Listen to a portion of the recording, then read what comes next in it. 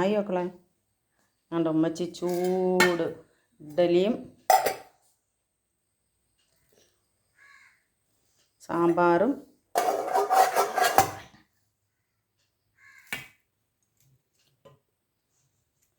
ചൂട് സാമ്പാർ പിന്നെ കട്ട ചമ്മന്തി.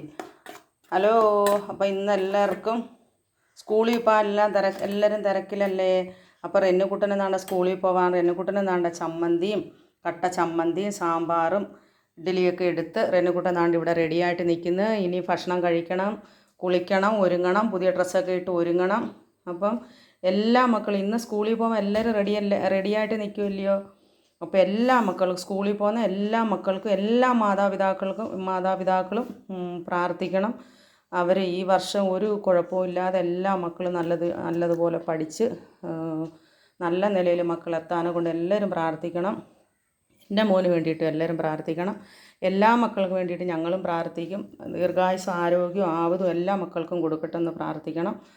എല്ലാവരും കുഞ്ഞുങ്ങൾക്ക് വേണ്ടിയിട്ട് പ്രാർത്ഥിക്കണം. നല്ല മക്കളായിട്ട് വളരാൻ നമ്മുടെ മക്കളെ നമ്മൾ പ്രാപ്തരാക്കണം. ഇല്ലയോ മക്കളെ? സ്കൂളിൽ പോയില്ലയോ? എല്ലാവർക്കും ഹായ്.